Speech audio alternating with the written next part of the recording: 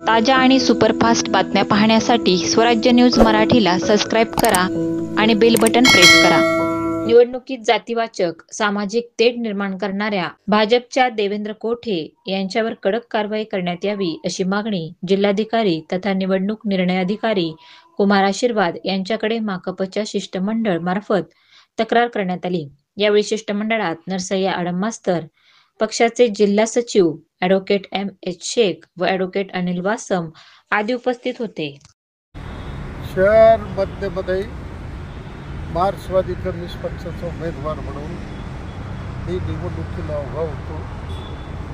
गेले 4 महिने हजारो कार्यकर्ते परिश्रम करत आहे। काल मतदान झालं। या मतदानामध्ये कॉम्रेड आडम मास्तर 7-8 हजार मताने कोणत्याही परिस्थितीत निवडून येणार ही काळ्या दगडावरची रेघ आहे। कारण श्रमिकाचा आवाज विधानसभेत जाणं अत्यंत गरजेचं आहे। म्हणून जनतेने नोटाला लाथाडलं, जेवणाला लाथाडलं, गुंडगिरीला टक्कर दिलं, पोलीस दडपशाहीला टक्कर दिलं आणि निर्भयपणे त्यांनी मतदान केलं। त्याबद्दल मी त्यांचं जाहीर अभिनंदन करत आहे।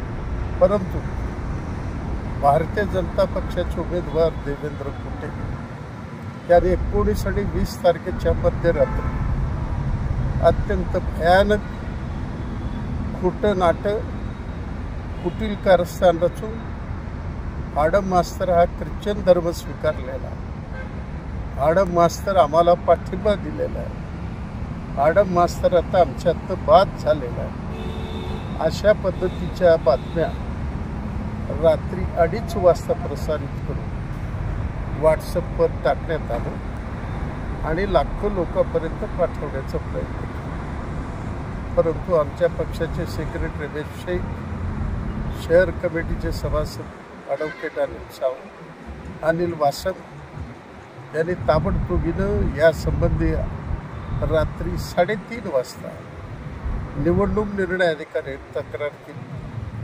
सकाळी 6 वाजता पोलीस कमिशनरकडे तक्रार केली, 6:30 वाजता जिल्हाधिकाऱ्यांकडे तक्रार केली। परंतु 1 वाजेपर्यंत पोलिसांकडून कोणताही खुलासा झाला नाही। मतदारामध्ये संभ्रम निर्माण करण्याचा आटोकाट प्रयत्न त्याने केला। म्हणून आज जिल्हाधिकाऱ्याला पक्षाच्या वतीनं शिष्टमंडळ भेटण्याकरता आलो।